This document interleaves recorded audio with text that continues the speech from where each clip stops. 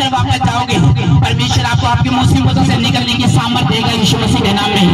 आपको वो सामर्थ्य देगा कि आप अपने जुओं को अपने हाथों से तोड़ सकोगे यीशु मसीह के नाम में।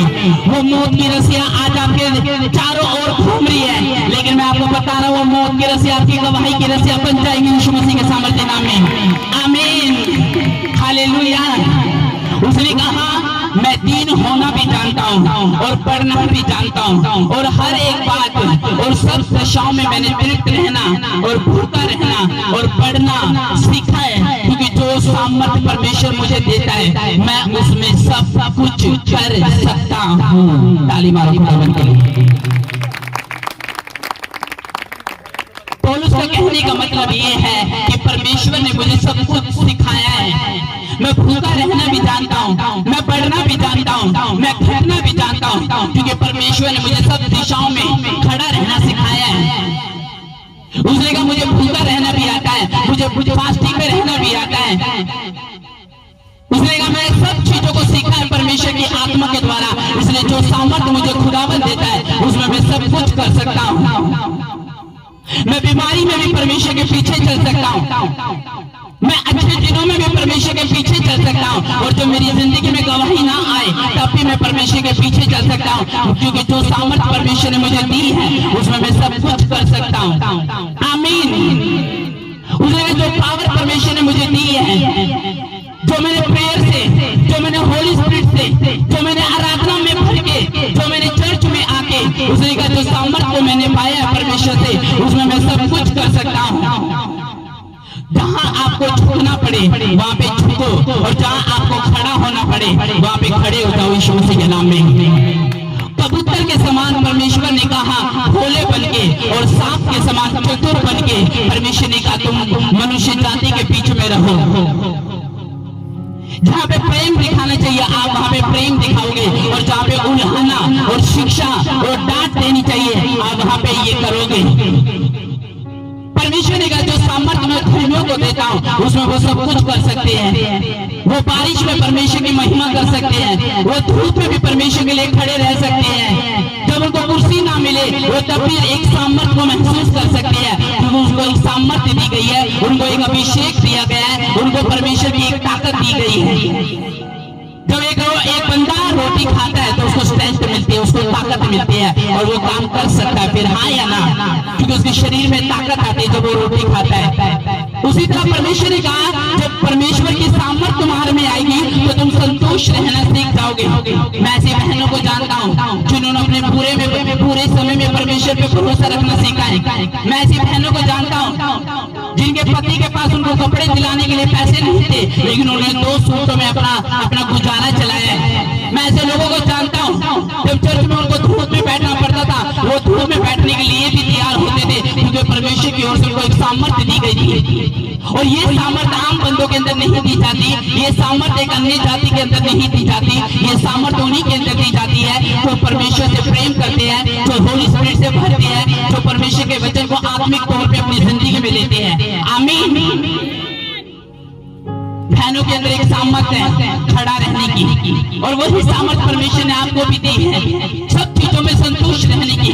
जब आपको भूखा रहना पड़े आप रह पाते हो, जब आपको फास्टिंग में रहना पड़े आप रह पाते हो, जब आपको किसी के सामने झुकना पड़े आप झुक पाते हो, जब आपको चर्च में जब आपकी कंडीशन परमेश्वर एक गवाही में ना बदले आप तब भी रह पाते हो। कारण निराशा में परमेश्वर के पीछे चल पाते हो, गरीबी में भी परमेश्वर के पीछे चल पाते हो, जब गवाही ना मिले तब भी परमेश्वर के पीछे चल पाते हो, जब आनंद आपके घर में ना हो तब भी परमेश्वर के पीछे चल पाते हो, और सब कुछ आप सामर्थ्य के अनुसार एडजस्ट कर पाते हो। क्यों? क्योंकि आपको सामर्थ्य दी गई है, आपके दिल में परमेश्वर के प्रति एक सामर्थ्य दी गई है, जो खुदावन का एक वरदान है, जो सर्वशक्तिमान का एक वरदान है, जो बहनों को दी गई है, भाइयों को दी गई है, बच्चों को दी गई है।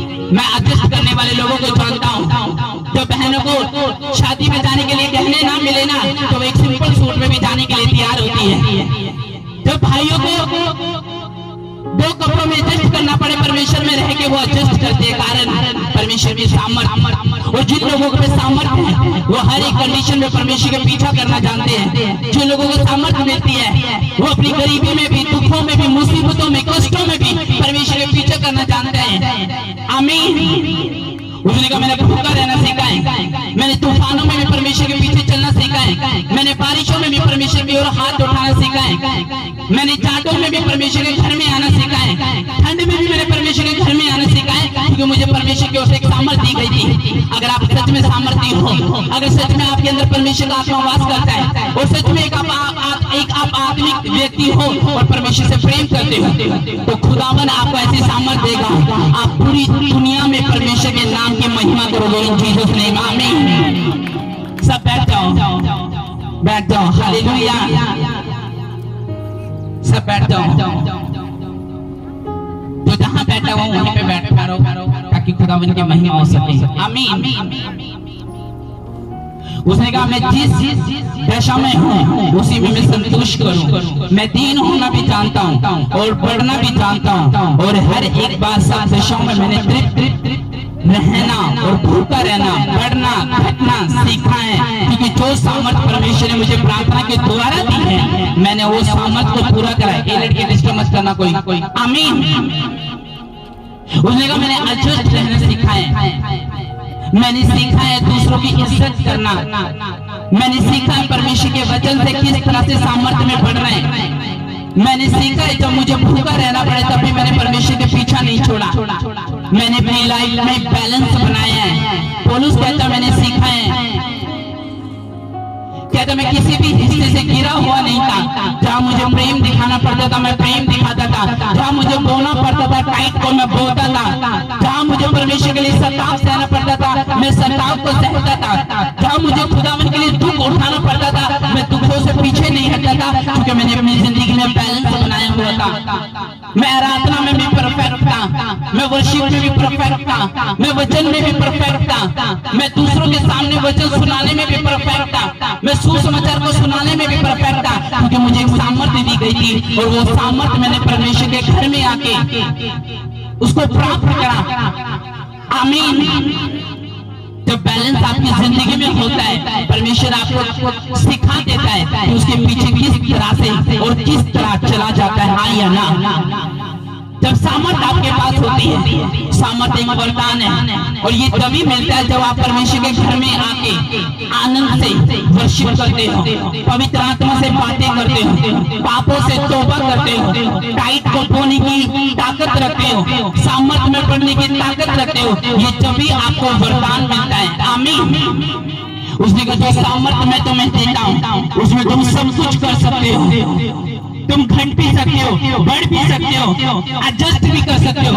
एडजस्ट करने वाले लोग परमेश्वर को बहुत पसंद है। जो लोग एडजस्ट करते हैं जब उनको आनंद न मिले परमेश्वर से वो तब भी एडजस्ट करते हैं, जब उनको गवाही न मिले परमेश्वर से वो तब भी एडजस्ट करते हैं, जब उन लोगों को सामना करना पड़े वो तब भी एडजस्ट करते हैं। परमेश्वर से प्रेम जो व्यक्ति करता है वही एडजस्ट कर सकता है। सामर्थ्य एक वरदान है, एक हथियार है। जब आपके पास आ जाएगा तब आप देखना किस तरह से और किस लेवल पे आप परमेश्वर में बढ़ते हो। फिर आपको पता चलेगा कि हाँ आप चाहे मुझे दुनिया से नफरत मिले लेकिन यहोवा की हजूरी से मुझे प्रेम मिलेगा। आमीन। कई बार आपको गरीबी में भी एडजस्ट करना पड़ता है, वो आप करते हो। कई बार आपको गैस पे स्टोव पे भी खाना बनाना पड़ता है, वो आप करते हो। कई बार आपको साड़ी की जगह सूट में एडजस्ट करना पड़ता है, वो आप करते हो। कई बार आपको चिकन की जगह चटनी खानी पड़ सकती है, वो आप करते हो। कई बार आपको कुर्ता पजामे की जगह शर्ट खानी पड़ सकती है, वो आप करते हो। क्यों? क्योंकि आप एक धर्मी हो, आपके अंदर एक सामर्थ्य दी गई है। आप संतोष कर सकते हो, संतुष्टि रख सकते हो, लेकिन दूसरे नहीं कर सकते। दूसरों को अगर गहना नहीं मिले वो शादी में नहीं जाते, दूसरों के कपड़े अगर सही नहीं होते वो कभी पार्टी में नहीं जाते। क्यों? क्योंकि उनके नखरे है, वो कभी नहीं ऐसा कर सकते जो परमेश्वर के वचन पे चलने वाला और सामर्थ्य में बढ़ने वाला व्यक्ति कर सकता है। आमीन। जहाँ रिश्तेदारों के सामने उसको प्रणाम करना पड़े वो करेगा, और जहाँ परमेश्वर की बात रखनी पड़े वो रखेगा।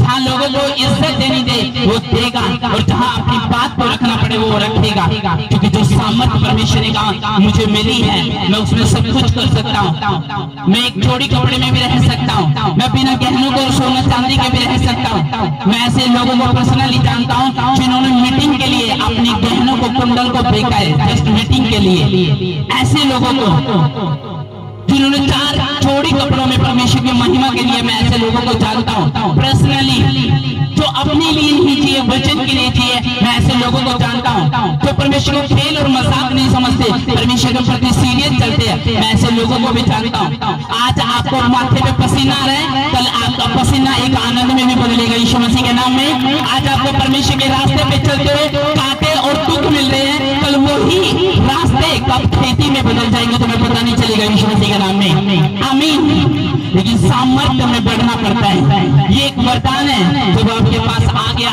आप सीख जाओगे, फिर आपके अंदर ताने खत्म हो जाएगी, फिर आपके अंदर परमेश्वर के प्रति मैल खत्म हो जाएगी, आप बेपरवाह होकर परमेश्वर के पीछे चलोगे। आमीन। बैलेंस। तो यीशु मसीह ने शैतान को निकाला, क्या रखा हुआ था? बैलेंस। जब यीशु मसीह के पास शैतान आए तो यीशु मसीह ने सिर्फ वचन को बोला। वचन से पहले अगर पीछे जाओगे लाइफ में तो यीशु मसीह फास्टिंग में थे, पवित्र आत्मा से भरे हुए थे, प्रार्थना उन्होंने की हुई थी, पिता के साथ उनके संबंध अच्छे थे। और जब शैतान उनके पास आए तो यीशु मसीह ने बैलेंस करके शैतान को निकाला और शैतान यीशु मसीह को छोड़ के चला गया और परमेश्वर के दूत आए और यीशु मसीह की सेवकाई करने लगे। हाँ या ना? जब अपनी फाइट से जो शैतान के लिए आपकी है, जब आप उससे जीत के बाहर आओगे, आपके लिए दूत अगवाही के लिए छोड़ दिए जाएंगे यीशु मसीह के नाम में, जो आपकी अगवाही करेंगे। आमीन। बैलेंस। आज लोगों को देखा, अगर वो चर्च आते हैं तो प्रेयर नहीं करते, अगर वो प्रार्थना करते तो वचन नहीं पढ़ते, अगर वो वचन पढ़ते तो वो फास्टिंग नहीं रखते, अगर वो टाइट होते हैं तो खुदा के घर नहीं आते, और उनकी लाइफ में बैलेंस बिगड़ा हुआ है। और इस वजह से शैतान जब उनको दुखी करने पर आता है तो वो सब दिशाओं से कर पाता है। कारण अगर आप एक भी हिस्से में गिरे पड़े हो, उसी हिस्से को वो इस्तेमाल करके आपकी नस को दबाएगा, वो आपको ऐसी नस को दबाएगा कि आप सामर्थ्य में कभी बढ़ नहीं पाओगे। इसलिए उसने कहा मैं सब चीजों में बैलेंस रखा है, मैंने प्रेयर भी करी है, मैं सिर्फ पास्टर के ऊपर सब कुछ नहीं छोड़ देता था। आज के विश्वासियों को देखा, सब कुछ पास्टर के ऊपर छोड़ के रखते हैं, खुद प्रेयर नहीं करते, खुद बंधन नहीं तोड़ते, खुद अपने केस के लिए प्रेयर नहीं करते, पूरा हफ्ता बेले रहते हैं। और सिर्फ कारण कि चलो पास्टर आएगा वो सब कुछ करेगा, दुष्ट आत्मा से लड़ना है तो उसके ऊपर भी फायर पास्टर करेगा। और इस वजह से जो विश्वासी और जो प्रेयर वॉरियर, जो खुदावन के घर में आने वाला और सामर्थ्य में बैठने वाला व्यक्ति है, अगर वो खुद प्रेयर वॉरियर नहीं है, खुद वचन पढ़ने वाला नहीं है, खुद अपने जीवन में बैलेंस रखने वाला नहीं है, शैतान उसको दुखी करता रहेगा, सिर्फ दर्द बन के उसके पीछे चलेगा। मैं आपको सच बता रहा हूँ। और वो एक मच्छर को भी नहीं मार सकेंगे। कारण सामर्थ्य में ना बढ़ना, जीवन में बैलेंस ना रखना। सुसमाचार का मतलब होता है परमेश्वर आपसे प्रेम करता है। सुसमाचार का मतलब होता है एक ताकत कि परमेश्वर ने आपके लिए मर गया, मिट गया, क्रूस पे चढ़ गया, आप जी उठा। अब उसकी जी उठने के ऊपर विश्वास कर तो तेरी जिंदगी की हर चीज जो मरी है वो जी उठेगी यीशु मसीह के नाम में। आमीन। मैं सही कह रहा हूँ कि नहीं? उसने कहा जो सामर्थ्य परमेश्वर मुझे देता है मैं उसमें सब कुछ कर सकता हूँ, मैं बल प्राप्त कर सकता हूँ, मैं आराधना कर सकता हूँ, मैं वर्शिप कर सकता हूँ, मैं टाइट हो सकता हूँ, मैं एडजस्ट कर सकता हूँ, क्योंकि मुझे वरदान दिया गया है जो अन्य नहीं कर सकते। मैं बिना दारू के रह सकता हूँ, मैं बिना चलते के रह सकता हूँ, मैं बिना पाप के रह सकता हूँ, मैं बिना सत्य के रह सकता हूँ, क्योंकि परमेश्वर ने मुझे सामर्थ्य दी है, परमेश्वर ने मुझे वरदान दिया है। आमीन। हालेलुया। जब आपकी लाइफ में बैलेंस होगा, एक व्यक्ति आता है यीशु मसीह के पास, यीशु मसीह को बोलता कहता परमेश्वर, यीशु मसीह ने कहा हाँ, कहता मैं अनंत जीवन पाने के लिए क्या करूं? यीशु मसीह ने कहा तो व्यवस्था को तो जानता है, चोरी ना करना, झूठ ना बोलना, माता पिता की आज्ञा को मानना, लालच न करना, झूठी शपथ न खाता। उसने कहा मैं तो बचपन से, लड़कपन से भी इनको मानता आया हूँ। यीशु मसीह ने कहा हाँ, तेरे अंदर अभी भी एक कमी है, अपना सारा पैसा गरीबियों में देकर मेरे पीछे हो ले। वो उसी समय चला गया। यीशु मसीह ने कहा ऊंट का निकल जाना सुई के नाके से सहज है, लेकिन एक अमीर बंदे का जो पैसों में अपनी जिंदगी बिता रहा है उसका स्वर्ग राज्य में पहुंचना ऊंट से भी ज्यादा कठिन है। परमेश्वर के सामने वो उदास होकर वापस चला गया।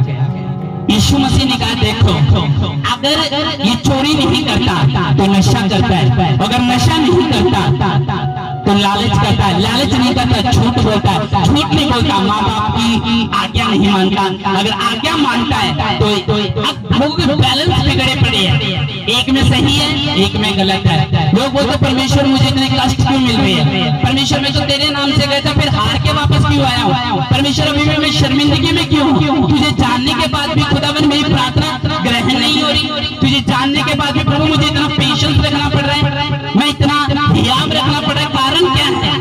आपकी जिंदगी के बैलेंस बिगड़े हुए हैं। अगर एक जगह सही है दूसरी जगह गलत हो, एक जगह प्रेम दिखाते हो दूसरी जगह नफरत दिखाते हो, एक जगह टाइट होते हो तीसरी जगह खुदा के घर में नहीं आते, और एक जगह अगर बाइबल पढ़ रहे हो तो एक जगह परमेश्वर के साथ प्रेयर में नहीं। तो जब बैलेंस बिगड़े है तो लाइफ बिगड़े हुई है। हाँ या ना? उसने कहा जो सामर्थ्य मुझे देता है, मैं ऐसे लोगों को जानता हूँ जिन्होंने चटनियों में गुजारा चलाया, सूखी रोटियों में गुजारा चलाया, जो एक समय झुग्गी में रहते थे आज मकान में है। हाँ या ना? जो सूट में थे आज साड़ियों में है, कारण उन्होंने बैलेंस बना के रखा, उनको वरदान दिया गया था, एक सामर्थ्य दी गई थी। उन्होंने पति को कभी ताने नहीं मारे कि ले तूने मुझे झुग्गी में रखा हुआ है, उन्होंने अपने पति को ताने नहीं मारे कि मुझे तूने सोना चांदी नहीं दिलाया, मुझे तूने अच्छा गाड़ी नहीं दिलाई, मुझे तूने अच्छा चर्च नहीं दिलाया, उन्होंने ताने नहीं मारे। वो शुरू से सीखे हुए थे कि मुझे बैलेंस रखना है, मुझे सामर्थ्य में पढ़ना है तो मुझे हर चीज में एडजस्ट करना पड़ेगा। जब घर में आटा खत्म हो जाता है, कई बार जब आप पे पैसे नहीं होते तो आप 1 किलो के आटे से भी काम चलाते हो, थैली बाद में आ सकती है, लेकिन आपको पता है कि 1 किलो का आटा भी मुझे रोटी देगा और थैली भी मुझे रोटी देगी। कारण पैसे ना होना, लेकिन आप बैलेंस बना के रखते हो। कई बार आपको टमाटर किलो के हिसाब से नहीं, आपको 10 रुपए के हिसाब से भी खरीदने पड़ सकते हैं। कई बार आपको सब्जी किलो के हिसाब से नहीं, आपको 10-20 रुपए के हिसाब से भी खरीदनी पड़ सकती है। हाँ या ना? क्योंकि आप एक सामर्थ्य हो, आपको एक सामर्थ्य दी गई है। जब मेंटर डांटेगा आप खड़े होकर वहीं पे खड़े रहोगे, आप जाएंगे नहीं। क्यों? अगर आप बढ़ना चाहते हो आपके अंदर एक सामर्थ्य का वरदान होगा। मेंटर डांटेगा आप सह लोगे, चर्च में डांट मिलेगी आप सहन कर लोगे, लेकिन दूसरे नहीं कर सकते, कारण उनके बैलेंस नहीं, बिगड़े हुए उनके बैलेंस। आमीन। एक वचन में पढ़ रहा था तो जब बिलाम जा रहा था, कितने लोग बिलाम को जानते हैं? बिलाम एक प्रोफेट था, एक भविष्यवक्ता था। जब वो जा रहा था इस्राएलियों को श्राप देने के लिए, क्योंकि एक राजा ने उसको सुपारी दी थी, कहता हे बिलाम तू परमेश्वर में राजा है, कहता तू एक परमेश्वर का प्रोफेट है, एक दास है, एक नबी है, तेरे श्राप देने से इजरायली नाश हो जाएंगे। उसने कहा मैं तेरी प्रतिष्ठा करूंगा, मैं तुझे पैसा दूंगा, मैं तुझे धन दूंगा। और इसी लालच के कारण उसने अपनी गद्दी पे सेवकों को लिया, लाठी ली और चल दिया इस्राएलियों को श्राप देने के लिए। आगे एक स्वर्गदूत रास्ते में मिला, और स्वर्गदूत जब रास्ते में मिला तो हुआ क्या, उस गधी ने स्वर्गदूत को देख लिया, लेकिन उस गधे को स्वर्गदूत नहीं दिखे, कारण उसकी आत्मिक आंखें बंद थी और वो ऐसे स्थान पे जा रहा था जहाँ परमेश्वर की आज्ञा ही नहीं थी। वो ऐसा काम करने के लिए जा रहा था जहाँ परमेश्वर नाराज था।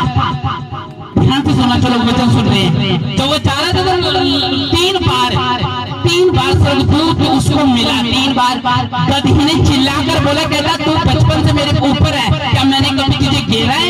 कहता सामने स्वर्गदूत खड़ा है तलवार लेके मुझे मारने के लिए। और वचन कहता है जब उसने पूछा, स्वर्गदूत ने बोला तू उसको क्यों मार रहा है? उसने क्या बोला? उसने तो अपना मुंह खोला, क्योंकि हमने उसको मुंह खोलने के लिए एक गधी बोल पड़ी, एक बेवकूफ प्रोफेट को रोकने के लिए एक गधी बोल पड़ी। कहता मत जा श्राप देने के लिए, क्योंकि वो यहोवा की प्रजा है, यहोवा ने उनको मिस्र से निकाला है, और बालक राजा उसको लालच दे रहा है। उसने पाप किया और परमेश्वर बिलाम से नाराज था और श्राप देने के लिए, कुछ पैसों के लिए, कुछ दौलत के लिए बिलाम इस्राएलियों को श्राप देने के लिए चला गया और एक गदही ने उसको रोका। आज हो सकता है कि परमेश्वर आपको गलत करने से आपकी पत्नी के द्वारा रोक रहा हो सकता है परमेश्वर एक छोटे बच्चे के द्वारा आपको पाप करने से रोक रहा हो सकता है आज परमेश्वर आपके बेटे के द्वारा आपको रोक रहा, अपने पिता के द्वारा आपको गलत काम करने से रोक रहा। लेकिन अगर नहीं मान रहे हो आप तो आप वहां पहुंच जाओगे जहां परमेश्वर नहीं है, जहां एक रियल प्रॉफिट नहीं है, जहां एक रियल चर्च नहीं है, जहां एक रियल चर्च नहीं है। अगर आप बात को नहीं मानेंगे, हो सकता है कि एक चर्च का विश्वासी आपको रोज समझाता हो कि भाई ये गलत काम है, तू इस टेढ़े मार्ग से सीधे मार्ग पे चल, तू ऐसे काम से इधर को चल, तू ऐसे स्थानों से परमेश्वर के स्थान पे चल। लेकिन अगर आप नहीं मान रहे हो, अवॉइड कर रहे हो, अनदेखा कर रहे हो, आप परमेश्वर की अगुवाई को नहीं मान रहे हो, तो एक टाइम आएगा जब आपको स्वर्ग से रोक लिया जाएगा और अनुग्रह का दरवाजा आपके लिए बंद होगा और आप बाहर से चिल्लाने होंगे, हाय परमेश्वर मुझे ले ले, हाय परमेश्वर मुझे अंदर बाढ़ ले। लेकिन आपके लिए दरवाजा बंद कर दिया जाएगा, जैसे बिलाम को परमेश्वर ने रोका लेकिन नहीं रोका। आमीन। तो आपको एक बात याद रखनी है, जैसे एक गदही ने रोका बिलाम को, प्रॉफिट को, और नहीं रुका वो। आज परमेश्वर आपको आवाज दे रहा है, अगर परमेश्वर आपको आवाज दे रहा है कि भाई ये पाप की दुनिया से बाहर आ जा, नशे की दुनिया से बाहर आ जा, चोरी की दुनिया से बाहर आ जा, या अविश्वास की दुनिया से बाहर आ जा, ये चर्च ना आने वाली दुनिया से बाहर आ जा, ये बॉलीवुड से बाहर आ जा, ये गंदे सॉन्ग से बाहर आ जा। लेकिन अगर आप सुन नहीं रहे तो आपकी आत्मिक लाइफ खराब हो सकती है, आप एक डफर बन सकते हो, आप एक नलायक बन सकते हो, आप एक नरक को देख सकते हो। अगर आप परमेश्वर की आवाज को अवॉइड कर रहे हैं, बैलेंस बनाना है, सामर्थ्य परमेश्वर देगा, आत्मा में चलाएगा, चर्च में एडजस्ट करना है। कई बार आपको फैसिलिटी चर्च में नहीं मिल पाती, कई बार आपको ठंडी हवा नहीं मिल पाती, कई बार आपको ठंडा पानी नहीं मिल पाता, कई बार आपको टॉयलेट में प्रॉब्लम होती है, कई बार आपको कुर्सियों में प्रॉब्लम होती है, कई बार आपको भूख लगती है, कई बार आपको पसीने आपके माथे से आ रहे होते हैं। लेकिन एक सामर्थ्य आपके अंदर जो फिर भी बैठे रहते हैं, क्योंकि जीवित चर्च में जीवित लोग आते हैं यीशु मसीह के नाम में, और ये उन्हीं को एक सामर्थ दी गई है। आमीन। लोगों की कंडीशन देखी, हाय काश चर्च में रसगुल्ले मिलते तो और अच्छा रहता, काश चर्च में चिकन मिलता तो और अच्छा रहता, काश चर्च की जो बाउंड्री है, ग्राउंड की जो बाउंड्री है अगर पूरी तरह से कवर होती और अंदर एसी चल रही होती तो बहुत अच्छा रहता। उनके अंदर एक सामर्थ्य खबरदार नहीं है, वो परमेश्वर को कंडीशन रखते हैं अपने सामने। अगर परमेश्वर यहाँ तक पहुंचाया, वो एसी में भी पहुंचाएगा आपको यीशु मसीह के नाम में। अगर उसने झुग्गी में पहुंचाया, मकान में भी पहुंचाएगा वो इस साल आपको यीशु मसीह के नाम में। अगर शैतान ने अपने बच्चों को नशे में पहुंचाया, यह आत्मा कह रहा है कि वो आनंद की भरपूरी में भी आपके बच्चे को पहुंचाएगा यीशु मसीह के नाम में। आमीन। लेकिन सामर्थ्य में बढ़ना है। कई बार आपके कपड़े खराब हो जाते हैं लेकिन आपके अंदर फिर भी एक सामर्थ्य है। कई बार आपको फैसिलिटी नहीं मिलती फिर भी आप खड़े रहते हो, एक सामर्थ्य है। कई बार आपको पंखा नहीं मिलता लेकिन एक सामर्थ्य आपके अंदर है, इसलिए आप संतुष्ट करते हो, संतुष्टि रखते हो। आमीन। जब एक बाप के पास उसके बच्चे पे बर्थडे बनाने पे पैसे नहीं होते ना, तो समझदार पुत्र बोलते कोई बात नहीं बापू, अगले साल बना लेंगे। ये क्या है? एक संतुष्टि, एक सामर्थ्य, एक ताकत, एक स्ट्रेंथ जो खुदा की ओर से दी जाती है जब आप आप परमेश्वर के घर में आते हो। हालेलुया। तो तैयार रहना सामर्थ्य में बढ़ने के लिए, संतुष्ट रहने के लिए। आज सुसमाचार दे रहा है परमेश्वर आपको, बच्ची के द्वारा दे सकता है, जैसे उसने नामान को दिया। किसके द्वारा? एक छोटी सी बेटी के द्वारा, उसी की नौकरानी के द्वारा। तो परमेश्वर आज हो सकता है कि आपको आवाज दे रहा है, आपको परमेश्वर की आवाज को सुनना है, आपको परमेश्वर की आवाज को सुनना है, उसके पीछे चलना है, निसंदेह उस पर विश्वास करना है, अपनी क्रूस को उठाना है, प्रतिदिन उस पर विश्वास करना है, प्रार्थना करनी है विश्वास की, संतुष्ट रहना है परमेश्वर के वचन से, आत्मा में बढ़ना है, अड़े रहना है, खड़े रहना है। हर तूफान में, धूप में, आने वाले समय में, टाइम में, एक टाइम आएगा जब सब दिशाओं से परमेश्वर आपको पूरी तरह से डिलीवर कर देगा यीशु मसीह के नाम में। आमीन। हाँ या ना? अपने हाथों को उठा, बोलो प्रभु यीशु मसीह, बोलो प्रभु यीशु मसीह। मैं संतुष्ट रहने के लिए तैयार। भाई आप थोड़ा इधर खड़े हो जाओ, जितने भी बाहर खड़े हैं और जितने ईश्वर वचन बना रहे हैं ना, उनको बाहर निकाल के लेके आओ। जानबूझ के वहां बैठे ताकि हमें वचन ना सुनने को मिले, टाइम पास कर रहे हैं। हालेलुया। बिलाम को रोका, कहता भाई कभी ने रोका, कभी ने कहता बेवकूफ प्रोफेट कहता रुक जा रुक जा रुक जा, एक कभी रोक रही है। आज आपकी मम्मी आपको रोक रही है, बेटा ये मत कर। आज एक पास्टर आपको रोक रहा है, अगर सुन लोगे आप तो ब्लेस हो जाओगे। मैं आपको सच बता रहा हूँ, अगर आप सुन लोगे, उसने कहा मैं तुम्हें एक सामर्थ्य दूंगा, मैं तुम्हें एक अभिषेक दूंगा, मैं तुम्हें एक ताकत दूंगा, मैं तुम्हें एक स्ट्रेंथ दूंगा, तुम सब चीजों में आशीषित होंगे। मैं तेरी सब दिशाओं की चीजों को ब्लेस कर दूंगा, मैं तेरे सब कामों को आशीषित कर दूंगा। तैयार हो आशीषित होने के लिए? तैयार हो संतुष्टि रखने के लिए, अपने परिवार में एडजस्ट करने के लिए? कई बार आपको गरीबी के दिन भी देखने पड़ते हैं और अमीरी के दिन भी देखने पड़ते हैं।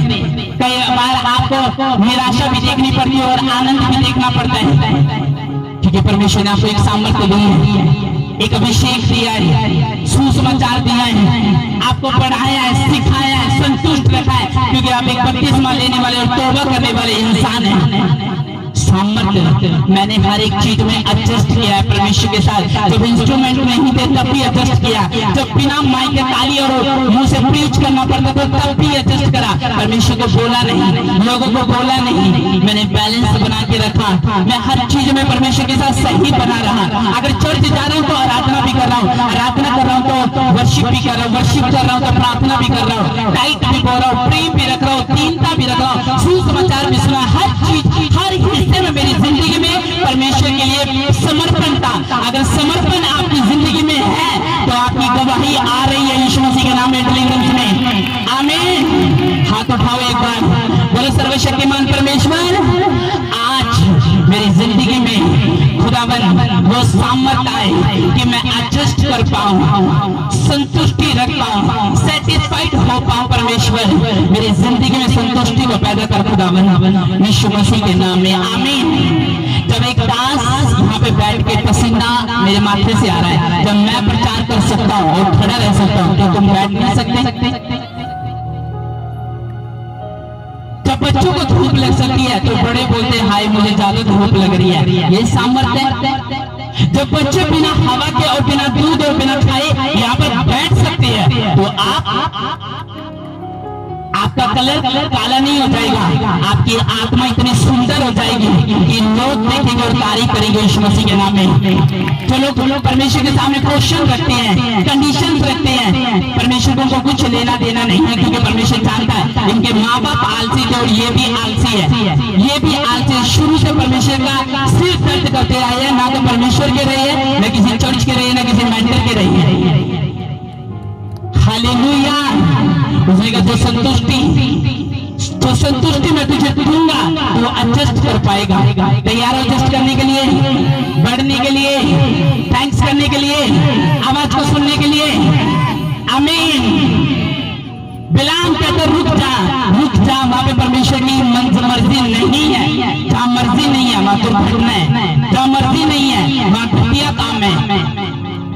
अलग अलग तरह के पाप होते हैं, जैसे कलर के जो बच्चे कलर करते हैं ना, उसके नीला होता है, हरा होता है, कलर पीला होता है, जो रैंबो निकलता है आसमान में उसका भी कलर अलग अलग होता है। उसी तरह परमेश्वर ने कहा पाप भी अलग अलग तरह के होते हैं। जो अकान ने पाप करा वो ये था, जब यरीहो देश लूटा गया तो यरीहो की जो सोने की चांदी की जो चीजें थी और ओढ़ना था, उसने अपने डेरे के घर में छुपा दी, डेरे में छुपा दी खोद कर। परमेश्वर ने कहा ए नगर में तुम हार के वापस आओगे, और वो हार के वापस आए। जब यहोशू ने कारण पूछा तो उसने बताया तुम्हारे में से कोई नकात है, तुम्हारे में से कोई विश्वासघात है, तुम्हारे अंदर तुम्हारे में से कोई ऐसा मुकबर है, ऐसा लालची चोर है, हत्या करने वाला है, जिसने मेरे भवन से चोरी की है। जब उसका नाम निकला तो अकान और उसका परिवार, उसके बच्चे आग में डालकर मार दिए गए। कारण पाप किया, कौन सा? व्यभिचार या चोरी की। आदम हवा ने परमेश्वर का हुक्म तोड़ा, फल खाया जिस फल से परमेश्वर ने मना करा। कौन सा पाप किया? आज्ञा तोड़ी या झूठ बोला? सफीरा हनन्या ने परमेश्वर का टाइट मारकर झूठ बोला। अब बताओ, परमेश्वर ने कहा तू मरेगी और तेरा पति भी मरेगा और दोनों मरेंगे। कौन सा पाप पाई? कौन सा पाप था? झूठ और टाइट को चोरी करने का। गहीजी ने पाप किया, एलीशा को बेवकूफ बना के बाहर गया और उससे कहा नामान से कि मुझे तेरे तोहफे चाहिए, मेरे गेस्ट आए हैं। और एलीशा ने मुझे कहा है, और जैसे उसने तोहफे लिए, एलीशा को परमेश्वर ने बताया, एलीशा ने कहा तुझे नामान का कोड़ लगेगा और उसी तरह में वो श्रापित हो गया। ये कौन सा पाप था? लालच। यरीहो में जो पाप किया गया वो भी लालच का था। यहूदा इस्करियोती ने जो पाप किया वो भी लालच का था। आदम हवा ने जो पाप किया वो आज्ञा को तोड़ने का था। बिलाम ने जो पाप किया वो भी लालच का था। जैसे कलर होते हैं अलग अलग टाइप के, पाप भी होते हैं अलग अलग टाइप के। कितने को समझ आ रही है इस बात? बैलेंस। परमेश्वर अगर मैं टाइट हो रहा हूं तो मैं सारी चीजों को परमेश्वर के दास के ऊपर नहीं छोड़ूंगा। अगर खुदा मैं घर जा रहा हूँ तेरे, तो बर्तन भी मांजने पड़े परमेश्वर के भवन में तो मांजूंगा, दरी बिछानी पड़े तो बिछाऊंगा, खड़ा रहना पड़े तो खड़ा रहूंगा, शरबत बांटना पड़े तो बांटूंगा, चप्पलें साफ करनी पड़े तो करूंगा, स्पीकर पे कपड़ा मारना पड़े, पुलपिट पे कपड़ा मारना पड़े तो मैं करूंगा।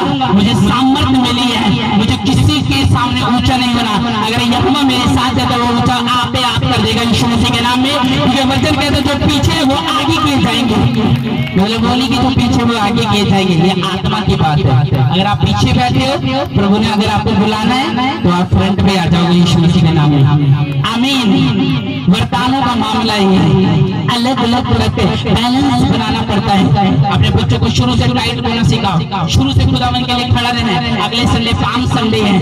पाम संडे का मतलब जब परमेश्वर की घोषणा होगी, खजूर के पेड़ के साथ यहाँ पे पत्ते लालिए टहनियां लहराई जाएगी, सब यहाँ पे होंगे। इन्विटेशन आपने देने हैं। उसके बाद गुड फ्राइडे, फिर 31 तारीख को ईस्टर जो कि खाने का प्रबंध होगा। तो इन तीन अगर आप मीटिंग मिस कर रहे हो, आप परमेश्वर के सगे नहीं है। आज लोग फ्री हो चुके हैं, सेवकाइयां टूट चुकी है, लोग उखड़ चुके हैं, प्रार्थना से कुछ लेना देना नहीं है।